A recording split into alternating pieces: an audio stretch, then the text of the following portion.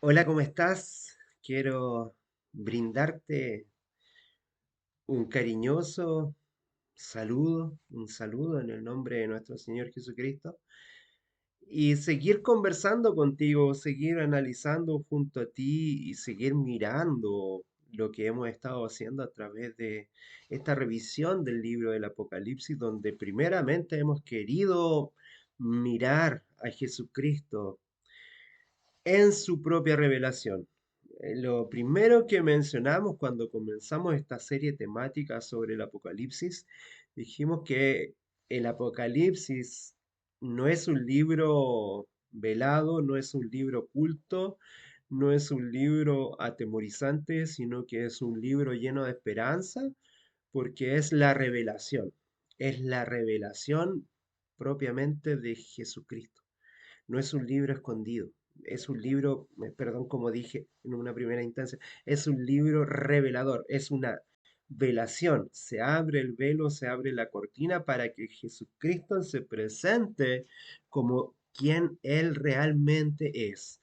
Cuando Jesucristo estuvo en la tierra y hemos hablado acerca de esto a través de las reflexiones, de estas cápsulas de reflexión, de meditación de la Iglesia Bautista del Séptimo Día, hemos mencionado el paso de Jesucristo en la tierra, su ministerio, cómo Él se dejó guiar por el Padre, cómo Él se dejó guiar por el Espíritu Santo, cómo Él cumplió el ministerio al cual estaba invitado a realizar, cómo Él a través de su propia fe logró vivir la experiencia de estar unido al Padre, cómo Él mostró realmente y reveló quién era el Padre, pero en esta oportunidad, a través de Juan, de los escritos de Juan y a través del mismo Evangelio de Juan, nosotros vemos realmente que Jesucristo es Dios con nosotros y es ese Cordero inmolado que se entrega en sacrificio.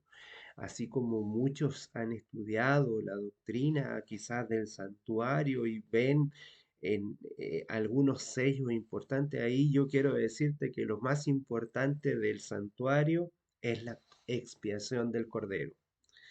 A otros ponen en el lugar santísimo, en algo oculto, que estaba oculto en la ley, pero yo creo que lo verdadero, lo real y lo sincero que está puesto ahí en el santuario es el sacrificio del cordero, es la expiación.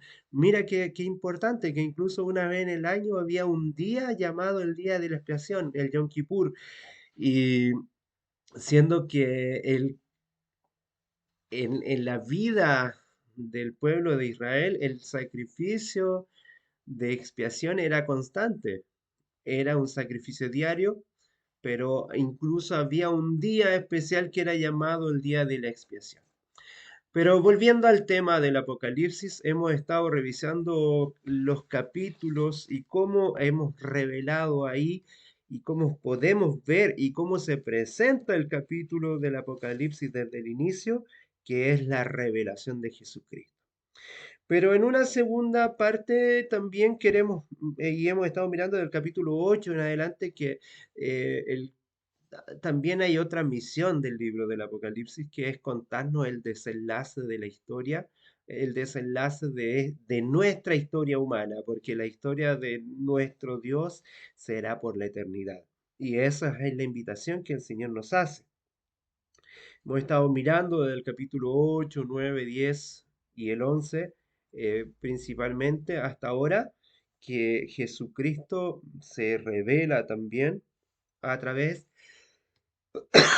de distintas formas de sellos, de trompetas, de importantes características, como hay eh, un número de sellados importantes que van a realizar una labor fundamental, los 144.000 sellados que se han dicho en esta mención. Ya desde el capítulo 6 lo fuimos mencionando. Vimos la importancia de este ángel con un rollo pequeño, con un librito que iba a ser muy agradable en el sabor de boca, pero iba a molestar en el vientre, y la importancia de volver a tomar este primer amor.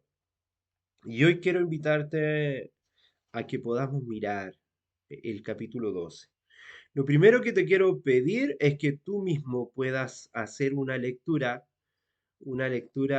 personal, porque creo que es el Espíritu quien tiene que hablar en tu corazón y en tu mente.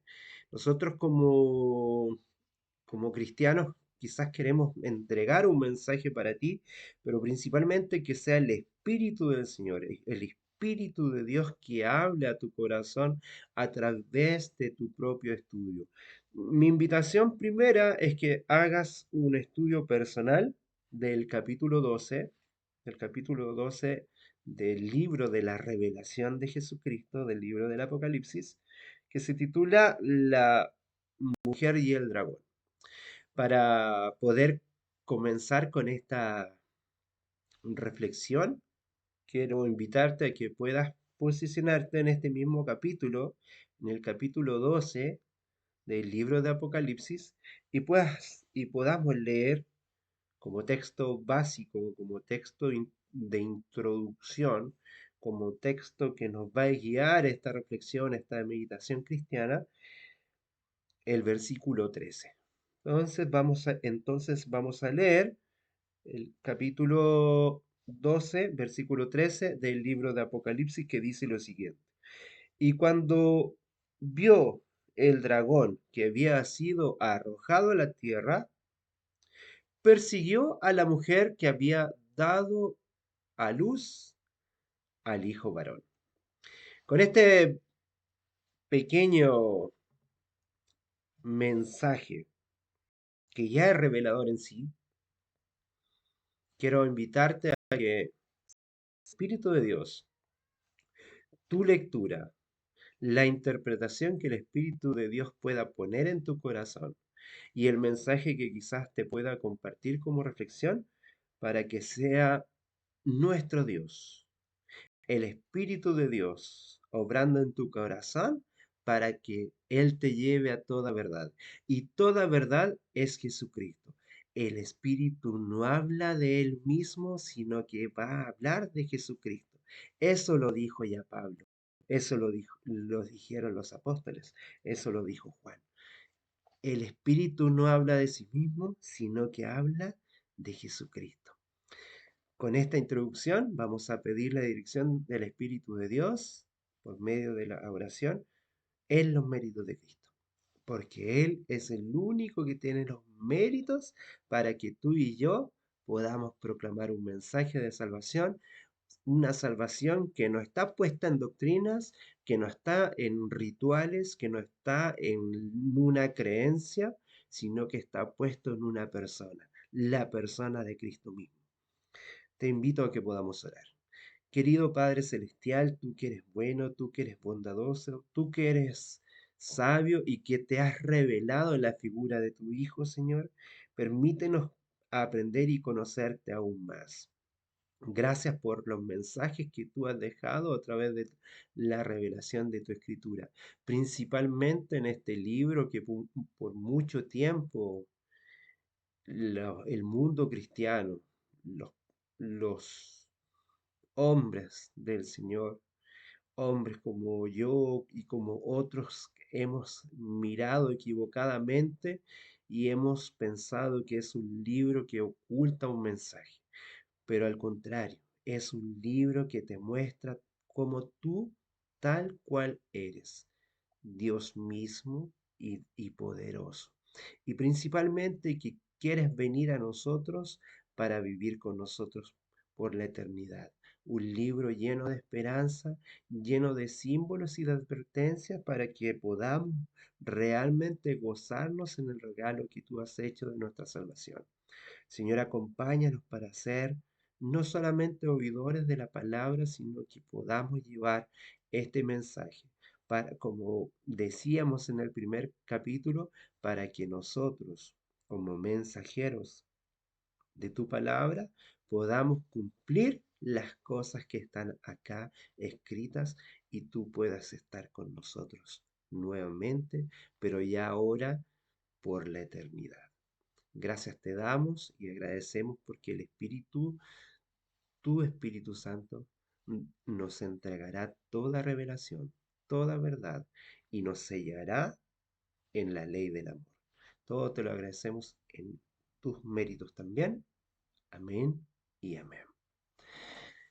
Bueno, el gran tema del libro del Apocalipsis, como bien hemos mencionado, no es otra cosa, no es ni más ni menos que el poder mostrar la victoria de Jesucristo y la victoria de su iglesia conquistada luego de una guerra espiritual contra el diablo y sus ángeles, ¿cierto? Una victoria que está dada en Cristo, no porque la iglesia, no porque la esposa del Cordero tenga mérito en sí, sino que porque es la novia del Cordero. Ese combate es una lucha espiritual, de una guerra espiritual que estábamos hablando, pero entre la soberanía de Dios y la pretenciosa soberanía de Satanás, que no tiene soberanía, ¿cierto? Actuando en la vida del ser humano, en los gobernantes de este mundo, en mi vida, en tu vida, que Él quiere controlar, pero sabemos y comprendemos que la supremacía divina sobre este mundo es más eficaz, más poderosa y específicamente en esta iglesia cristiana que reciba el nombre que tiene, pero el nombre que los hombres le han dado, pero que trata de fundamentarse en lo que el Señor pone en el corazón, que este capítulo 12 hace mención en ello, en las características que tiene esta iglesia, en esta iglesia que quiere dejarse guiar por los dones del Espíritu, específicamente sobre la iglesia cristiana, la iglesia fundamentada en Jesucristo. Dice el último versículo, dice, entonces el dragón se llenó de ira contra la mujer y se fue a hacer guerra contra el resto de la descendencia de ella, los que guardan los mandamientos de Dios y tienen el testimonio de Jesucristo. Y aquí el énfasis más importante, como en todo el mundo hebreo y como está presentada la escritura, el énfasis está en el concepto final. Y tienen el testimonio de Jesucristo en nuestras vidas y contribuye a la madurez de nuestra fe, pero no en nuestra fe en nosotros mismos, sino que la fe en Jesucristo. El capítulo 12 es el centro de este libro, del libro del Apocalipsis, e inaugura la segunda parte en el fondo del Apocalipsis. Podríamos decir que del capítulo 6 en adelante se hace una introducción hacia otra área. En las primeras partes del tema nos hace mención a que la iglesia tiene un mensaje urgente que presentar, que es la revelación de Jesucristo, pero luego de eso vemos que hay algunas señales importantes que se deben compartir. No hay estrecha conexión entre el contenido del capítulo 11 que vimos y el capítulo 12. Aquí tenemos un nuevo comienzo. Habíamos visto los dos testigos, habíamos visto la séptima trompeta, pero ahora en el capítulo 12 vemos un nuevo comienzo y como ya habíamos mencionado, tiene que ver con el desenlace histórico y principalmente el triunfo de Jesucristo. Eso es lo que nosotros queremos mostrar, el triunfo de Jesucristo. No hay otro mensaje en sí, no hay otro mensaje que revelar, no hay otro mensaje que informar. Este es el mensaje en sí de la Escritura, el triunfo de Jesucristo. Desde el inicio, desde el Génesis en adelante, la Biblia, de manera clara, de manera metafórica, de manera simbólica, de todas formas, como dice la revelación, Dios ha querido hablar al ser humano, a través de profetas, a través de la escritura, a través de muchas formas, pero en esta oportunidad nos quiere hablar a través de Cristo mismo. Y no solamente por el paso de la que él tuvo en su mensaje por la tierra, sino que ahora a través de la revelación que se le entregó a Juan para presentar a las futuras generaciones y a su generación específicamente, porque ellos tenían claridad de los símbolos que ahí estaban y estaban representados. Así que el capítulo 12 trata de hacer mención en ello. Eh, Miremos algunas cosas importantes que se presentan aquí. Aquí tenemos, primero, como habíamos dicho, un nuevo comienzo. El Apocalipsis básicamente posee estas dos partes principales. La iglesia de Cristo perseguida por el mundo, desde el capítulo 1 al capítulo 11, poniendo más énfasis en los capítulos 1, 2 y 3, en los mensajes a las 7 iglesias, ¿cierto? Y, y la relación que tiene Cristo con la iglesia, la persecución de Satanás, también hacia la iglesia y cómo se fueron introduciendo en la iglesia algunas doctrinas falsas y la doctrina y la sana doctrina se fue deteriorando. Pero vemos que de los capítulos 12 al 22 viene, además de eso, el capítulo 1 resalta la introducción del libro y el 22 hace una conclusión de ello. En el capítulo 12 al 22 es la relación de Cristo con la iglesia y propiamente la persecución. En líneas generales, el capítulo 12 relata una dura lucha entre Cristo y Satanás. Cristo representado en su iglesia, la mujer, la novia del Cordero, y que no está relacionada con los fines de los tiempos tampoco, más.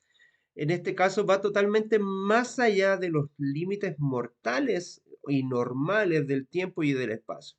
Esa guerra se divide en tres momentos, que son tres embates que el dragón realiza.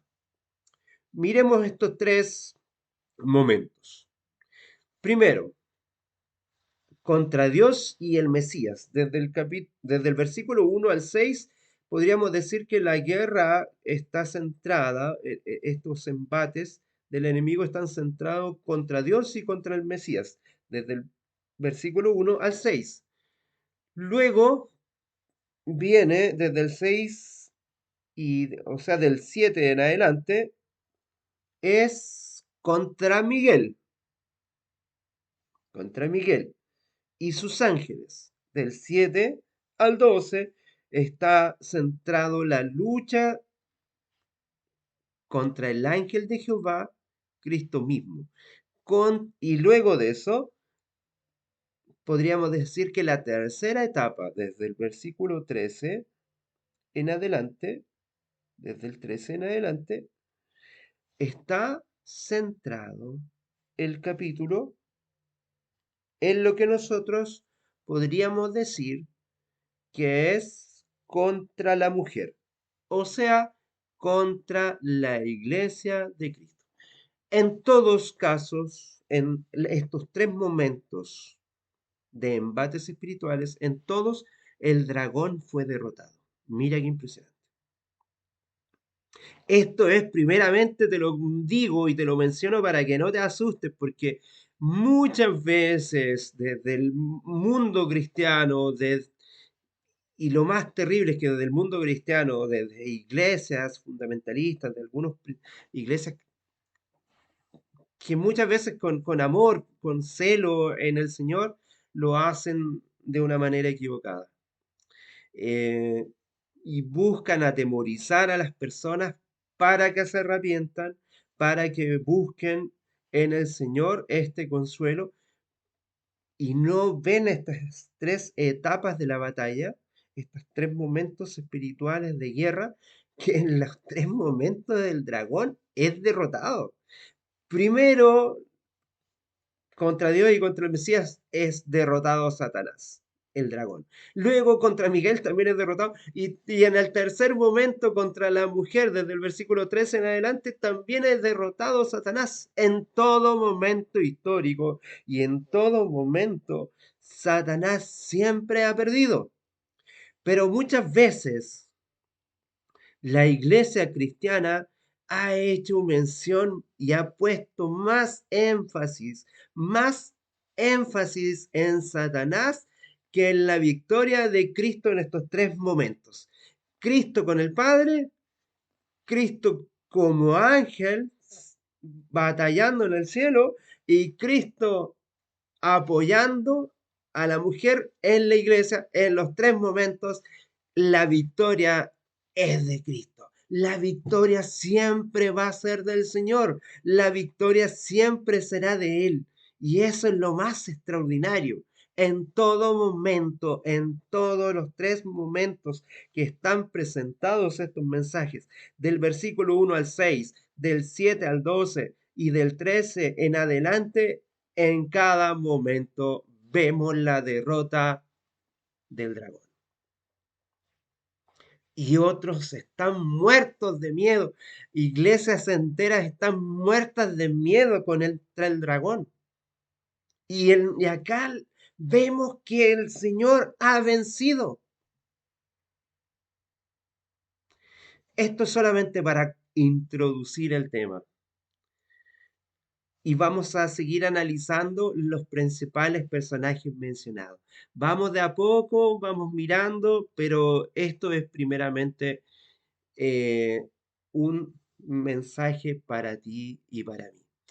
Vamos a mirar primero la mujer perseguida. El análisis más coherente sobre quién puede simbolizar a la mujer es la interpretación que es la iglesia, ¿cierto?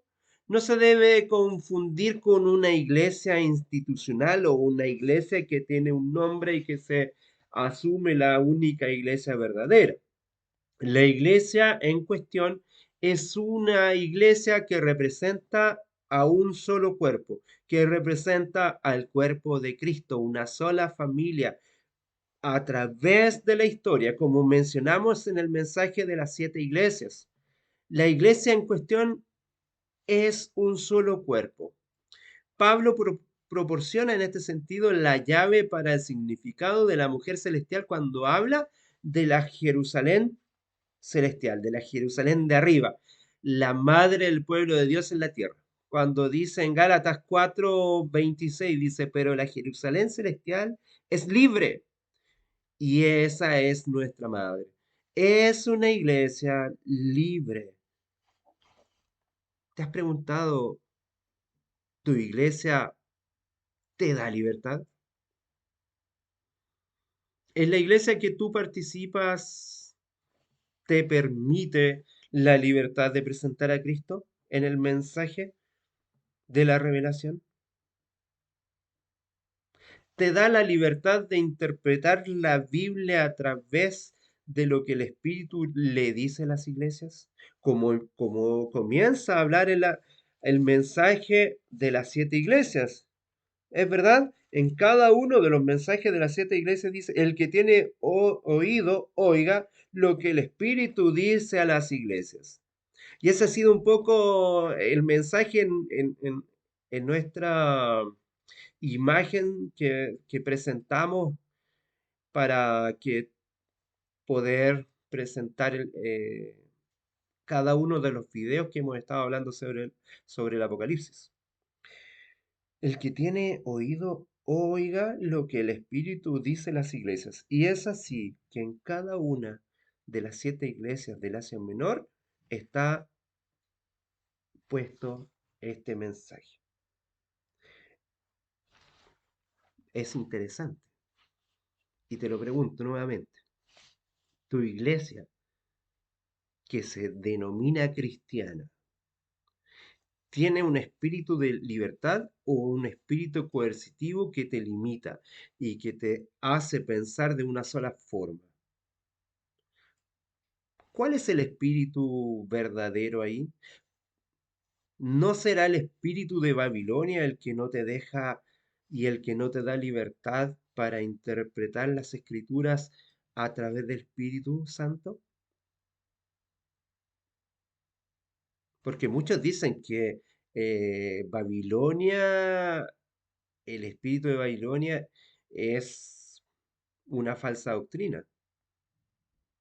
Pero quizás tú y yo con doctrinas verdaderas, sinceras o que consideramos sanas, no se nos da la libertad de presentar el mensaje o presentar a Cristo en la revelación y estamos presentando otra cosa.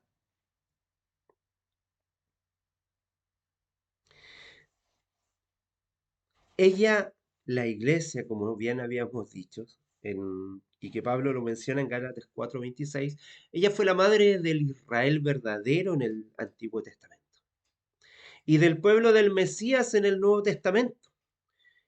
Esto es la mujer representada y que representa todos los salvos en Jesucristo, no una denominación en particular. Todos los salvos en Cristo desde la creación hasta la vuelta de Jesús. Hay iglesias que tienen 20 años, que tienen 50 años, que tienen 150 años. Mi iglesia que tiene 400 años de historia. Ninguna de ellas es la que puede autodenominarse en este sentido, sino que está representada la mujer en todos los salvos en Cristo desde la creación hasta esta nueva y segunda vuelta de Jesús. La iglesia representa a Cristo en este mundo. Por tanto, refleja la belleza que tiene nuestro Salvador y refleja el brillo del Maestro Jesucristo. Así en Cristo la iglesia es gloriosa, es exaltada y pueden darse cosas maravillosas como los dones espirituales. Ella se encuentra asentada en Jesucristo y no en otra cosa, y no a lo mejor en algún mensaje que se cree que es propiamente de una iglesia en particular. Ella se encuentra sentada en Cristo y recibió autoridad sobre toda hueste infernal y sobre el diablo. Su dominio no es un dominio político para manipular las cosas, no tiene un dominio económico para decir quién, cómo se mueven las situaciones, es un dominio espiritual. La corona de 12 estrellas representa la victoria de la iglesia en Cristo. Ella se asentará en tronos para juzgar al mundo y los ángeles. La mayor misión de la mujer de la Iglesia de Cristo a este mundo fue acompañado por mucho sufrimiento. El pueblo separado por Dios en este sentido para ser vehículo de la llegada del Mesías fue la primera etapa. Sufrió mucho, mucho dolor, lloro, muchas lágrimas por diversas veces Israel en esta primera etapa, en el antiguo pacto, el peligro vivió situaciones complejas e incluso pudo haber vivido la total extinción. Ya tú puedes conocer la historia de Esther, ¿cierto? En el tiempo del rey Asuero, o conocido también como Jerjes, donde todavía el pueblo de Israel celebra la liberación de Purim porque estaban condenados a la extinción. Pero habiendo vivido situaciones complejas, guerras, deportaciones, sufrimientos, el Señor siempre estuvo al lado de ella. Cada vez que el pueblo de Dios se separaba de Dios, vivía situaciones de sufrimiento, a pesar de que profetas, hombres del Señor, advertían algunas situaciones, en muchas oportunidades procedieron al arrepentimiento, al genuino arrepentimiento, y no experimentaron el sufrimiento ni la condenación, pero cada vez que se separaron, así lo vivieron. Pero la simiente del Señor iba a surgir del pueblo prometido porque Él lo prometió y a pesar de que quizás el pueblo del Señor estuvo a punto de la extinción, producto de los saqueos, del maltrato, del sufrimiento, de la esclavitud, de la deportación y de muchas cosas, siempre hubo una esperanza mesiánica. Siempre existió la esperanza mesiánica. Por diversas veces Israel enfrentó un peligro total de sufrimiento en guerras, en deportaciones, como bien habíamos dicho, pero estaba presente la esperanza mesiánica. El dragón incesantemente, sin descanso, tentó de una u otra manera frustrar el plan de salvación creado, y escucha bien, creado antes de la fundación del mundo. Antes de la fundación del mundo, antes que Adán y Eva pecasen, el Señor ya tenía un plan de salvación, una esperanza mesiánica antes de que hubiese un pueblo llamado Israel, antes que hubiese un primer hombre, antes que hubiese un primer pecado. Dios prometió a su pueblo la plenitud de sus cumplimientos y qué maravilloso es saber que Jesús nació y habitó entre nosotros, como bien estaba prometido. Dios con nosotros, el Emanuel prometido. Ahora, el hijo de la mujer perseguida. El- Queremos mirar un poco ese punto. A lo largo del capítulo se puede observar las constantes hostilidades promovidas por el dragón al hijo de la mujer. Este es identificado claramente como el ungido del Señor, nuestro Señor Jesucristo, al frente de todas las flechas del enemigo.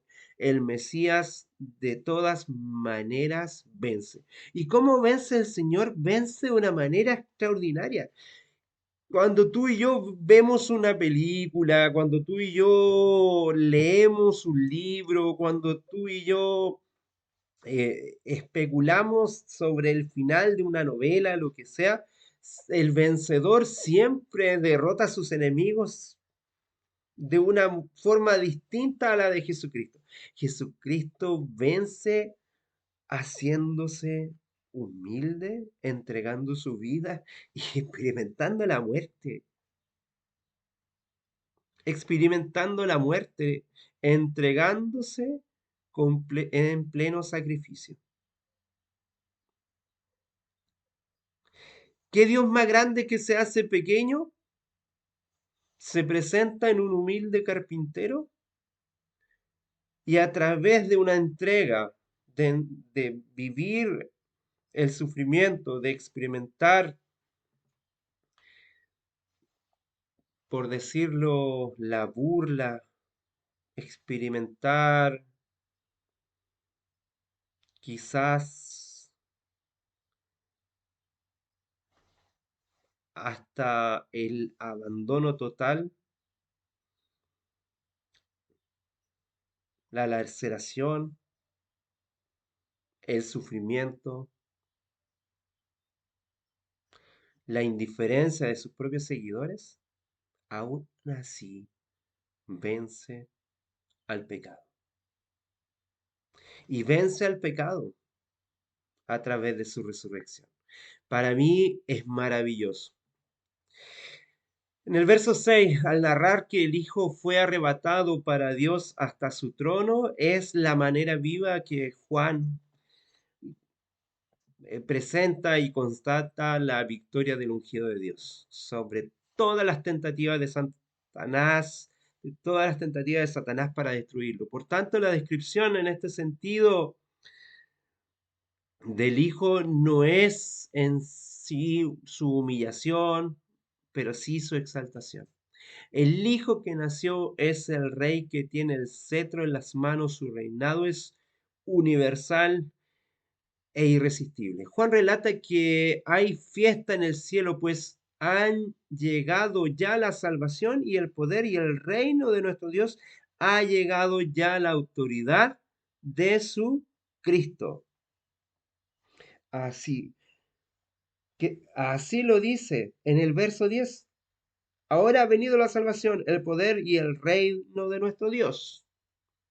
La victoria de Jesús en la cruz sobre Satanás produjo salvación a todos los que sufren del poder maligno. Los adversarios se sujetarán al Hijo de la mujer, de tal modo que el reino eterno se pueda tomar y se pueda experimentar como una realidad. Como bien dijo Pablo en 1 Corintios 15, entonces vendrá el fin cuando Él entregue el reino a Dios, el Padre, luego de destruir todo el dominio, autoridad y poder. 1 Corintios 15, versículo 24. Ahora quiero hacerte mención también en Miguel. Y vamos a dejar iniciando acá un poco el tema porque creo que es muy profundo y necesitamos para no agotar el tema y por los minutos que llevamos conversando, no alargarlo demasiado. Pero quiero decirte que Miguel, que significa quién es semejante a Dios o quién es como Dios, es citado algunas veces en la escritura. Siempre es el que representa a Dios en las batallas. Él es el ángel que guarda a Israel. Quiero mencionarte algunos versículos para que tú mismo los puedas buscar y los puedas analizar y sacar tus propias conclusiones. Mira en el libro de Daniel, capítulo 10, versículos 13. Puedas leer también versículos 21. Puedas leer capítulo 12, verso 1. Y lucha contra los que guardan a las naciones gentiles. Daniel 10, verso 12. La literatura también, en la literatura eh, podríamos llamar intertestamentaria. Hay otros libros que hacen mención a los ángeles y que también, por ejemplo, el libro de Enoch, que no está, es un libro deuterocanónico, hace mención en ello. Judas, en el libro de Judas, dice que él luchó este ángel, uno que es igual a Dios, luchó contra Satanás por el cuerpo de Moisés y pudo vencer. Y que es el ángel de Jehová que tiene toda autoridad. Es Cristo mismo.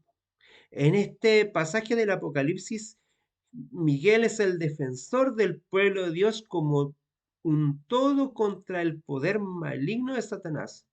Y no lucha solo, sino que en este sentido convoca a todos los ángeles para luchar a su lado. Dice Miguel y sus ángeles en el verso 7, en un contraste en ese sentido del dragón y sus ángeles. ¿Quién puede luchar contra el dragón? ¿Quién puede vencer al dragón? ¿No es Cristo mismo el único que puede vencer? Los ángeles que pertenecen a Miguel obedecen lo que él presenta. Yo te dije, puedes leer los versículos del 7 al 12, que son muy fundamentales que tú los puedas hacer mención. Dice, y fue lanzado fuera el dragón, la serpiente antigua, antigua que se llama diablo, versículo 9, que se llama diablo y Satanás, el cual engaña al mundo entero. Fue arrojado a la tierra y sus ángeles fueron arrojados con él. Entonces se oyó una gran voz del cielo, en el cielo, que decía, ahora ha venido la salvación, el poder y el reino de nuestro Dios y la autoridad de su Cristo, o sea, de su ungido, porque ha sido lanzado fuera el acusador de nuestros hermanos, el que los acusaba delante de nuestro Dios día y noche. Satanás ya no tiene la autoridad de ser el acusador y de visitar al cielo como lo hizo en el pasado. Seguramente tú conoces la historia de Job. Y ahí en la historia de Job, Satanás podía ir directamente al cielo. No le estaba cerrada la oportunidad de acercarse al cielo y hablar con Dios, pero quiero hacerte mención a otra cosa. Dice la palabra del Señor que a Dios nadie lo ha visto jamás, solamente el Hijo. Y vuelvo a insistir con este tema. ¿A quién vio Satanás?